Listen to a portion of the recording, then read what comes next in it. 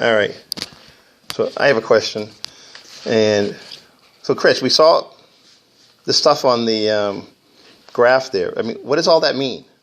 I mean, does it make a difference in terms of power, drivability? What? I mean, you saw the slot style. Looked like it had a lot of highs and lows in it.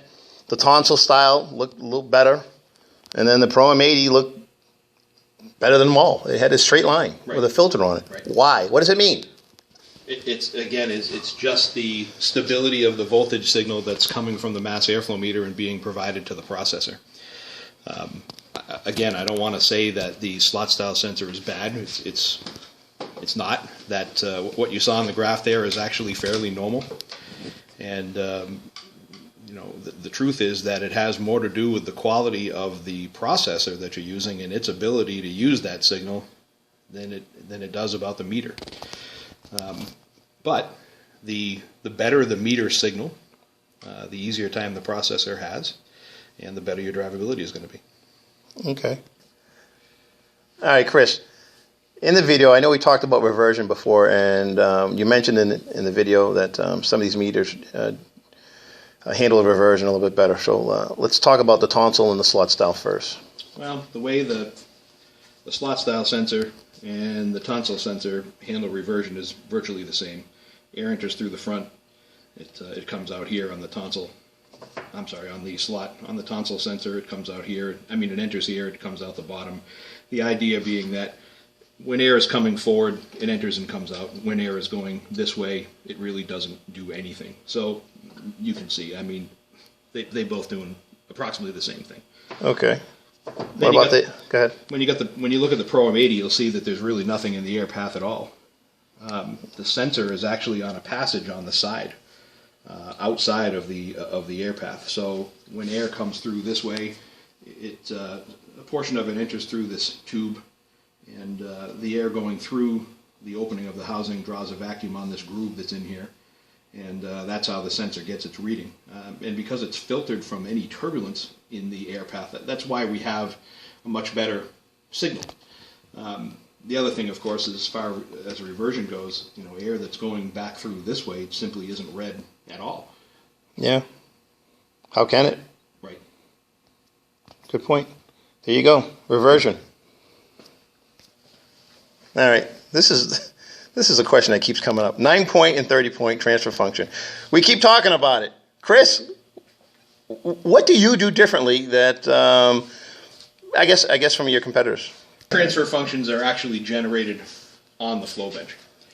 When we give you, people often ask, why are you guys charging $50 for a 30-point transfer function? Your competition gives it away for free. Well, the difference is, when we do a 30-point transfer function, that transfer function is generated on the flow bench with your mass airflow meter. It is absolutely accurate for your mass airflow meter. Nobody else does that. Our competition is giving you a transfer function that is generated on an Excel spreadsheet. And basically what they do is they take a generic transfer function, you enter in a new injector size, it does some math to the original transfer function and generates a new one. It does not represent what your mass airflow meter outputs. That's it? So, it's easy to give one away for free when all you're doing is putting up a spreadsheet on your website. It takes time to generate a 30-point transfer function on a flow bench. So you're doing yours on a flow bench. So your 9-point is, can I say it's more accurate than the competition's 30-point? By a long shot. The 9-point doesn't have as many points of flow, but at least it's correct. It's correct. And you can take that 9-point and extrapolate it out to 30-point if you want to. Okay. Right? If you wanted to go through the work. Or, again, you can pay us $50. We'll generate, it's actually a 37-point transfer function that we generate on the flow bench, and it is absolutely correct. When you're tuning, there are enough variables in your calibration. We don't want our mass airflow meter to be one of those variables. Look, mass airflow meter is the single most important sensor in the entire management system. It's the single most important component, period, next to the ECM. Okay. I don't want, do I really want to save $100 on a mass airflow meter and end up with something that doesn't have as good a signal? I don't. And neither do I. When I'm tuning, Do I want to use a generic transfer function that really doesn't represent my mass airflow meter and have one more variable in my calibration that I need to try to account for? Absolutely not. It's simply not worth it. It's $50.